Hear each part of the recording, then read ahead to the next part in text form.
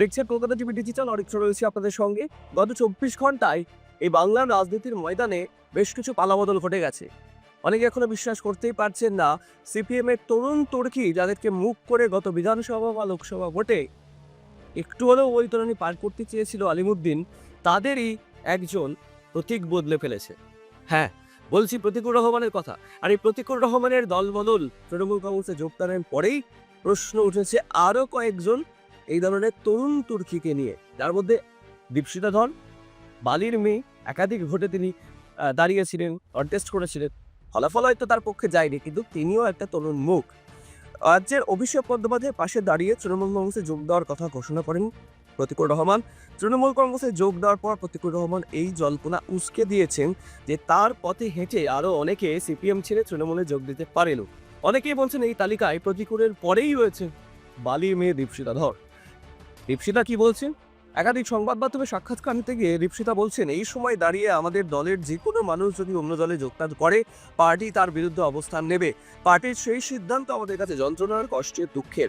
তবে শৃঙ্খলাজনিত কারণে দলকে যেভাবে এগোতে হয়, পার্টি সেভাবেই এগোবে। সেটাই আমাদের সকলের মত, সম্মিলিত মত। প্রতীকুর রহমানকে বহিষ্কার করা হোক, আমাদের সকলের মত নেই। কেন এই কাজ করলেন প্রতীকুর রহমান? দীপশিতা ধর বলছেন, সেটার উত্তর প্রতীকুর দায়ী দিতে পারবে। কখনো মনে হতো প্রতীকুর রহমান হতাশায় ভুগছেন, দীপশিতা পাল্টা বলছেন, আমাদের মধ্যে তো দীর্ঘদিন ধরে দেখা সাক্ষাৎ করার কোনো সুযোগ নেই। প্রতীকুর দা এবং আমি একসঙ্গে এসএফআই ছেড়েছি, ফলে আমাদের একসঙ্গে কাজ করার খুব একটা জায়গা ছিল না। অনেকে আপনার নামটা এই তালিকায় যুক্ত করেছে, কিন্তু কেন? এই প্রশ্ন করা হলে দীপশিতা বলছেন, এটা মিথ্যে কথা। আমি বহুবার এর আগেও ক্লারিফাই করেছি। ইচ্ছে করে ষড়যন্ত্রমূলকভাবে কতগুলো নাম ছড়িয়ে দেওয়া হচ্ছে, কতগুলো মানুষের প্রতি অবিশ্বাস ছড়িয়ে দেওয়ার চেষ্টা করা হচ্ছে, এতে সফল হবে না।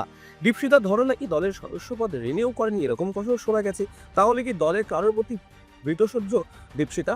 হাজারো জল্পনার মধ্যে উত্তর দিতে দীপশিতা নিজেই।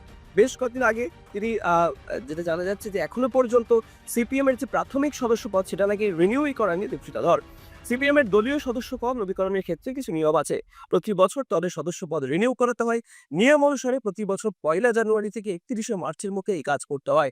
তবে সিপিএম বিভিন্ন স্তরে অনেক সদস্যপদ থাকে, সেক্ষেত্রে রিনিউ করার নিয়ম আলাদা আলাদা। ফেব্রুয়ারির অর্ধেক কেটে গেলেও দীপশিতা সদস্যপদ রিনিউ না করায় জল্পনা তৈরি হয়েছে।